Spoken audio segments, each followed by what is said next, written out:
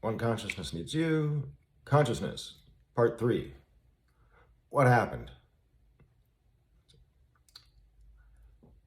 What happened? Well, we did it.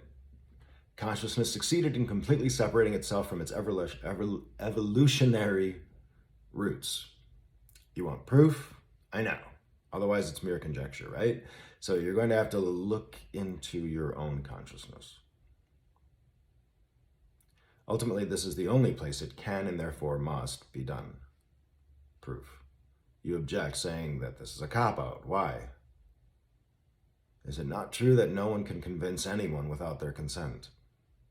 We've given countless, literally endless amounts of clues and glimpses along the way. It's a way of, in a way, it's kind of like cheating, but Other or Maya doesn't mind. There's a consensus for this to work out. We'll get to it. So this is where the argument comes in and the proof that is required provided. For now, simply assume the proof is coming so we can continue with the explanation. Consciousness succeeds. It exists no matter what. It continues and proceeds. Continues. I'm sorry, we'll go this way, so it depends on, right? It continues and precedes. Because it is in charge of its own perception. Talk about hubris, I know, but we paid. I know you know we paid. Look at your own depth to see for yourself. Eventually we found moments where we knew ourselves to be precisely what we hoped we would be. That's what the glimpses and clues actually are. Into spirituality or oneness, think of it that way if you want. So we know when we meet ourself.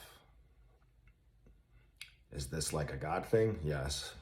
I suppose that's where the idea came from or comes from.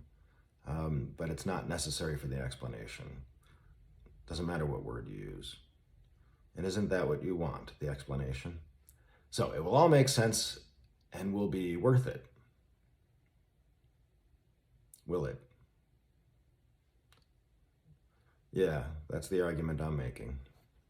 You see, you have to make it permanent yourself. It's the only way. The proposal to Maya or Gaia or Goddess or whatever, it doesn't matter what the name is. We know precisely what it is that we're talking about. The proposal was this. We agreed to forget in order to prove our purity, our worth. We are not an anomaly. We exist as one thing completely separate from everything else. Someone had to do it. Who cares who did it? We're all the same. Once you see it, we reconnect as an eye of sorts. You make it back. Now you ask, an eye of sorts, what's that all about? Yes, we know.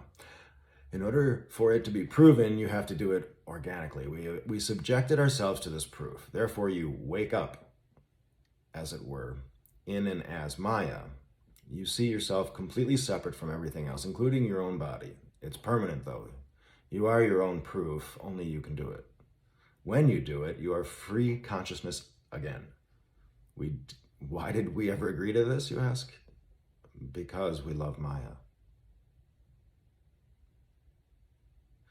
What are we going to do if there's nothing to perceive? What are we going to marvel at? What are we going to appreciate? And why did Maya agree to this? Maya knows what we're capable of unchecked. That's a rough one. We have to get past that block. We're responsible for everything, for evolution, for imbalance. Technically, it is not us. We're a separate member. It's not we who suffer. We choose to see what we see, how we see it. We don't need Maya. Maya doesn't need us. We want each other, though. Maya wants to be perceived, to be loved. Consciousness wants Maya to be able to have something. Consciousness wants Maya to be able to have something to perceive. That's why consciousness, we want Maya to have something to perceive. So that's the reason for separation and why it's a good thing. That's why you have consciousness, and you could call it unconsciousness if you want. That's the way it works, I guess. So that's pretty much what happened.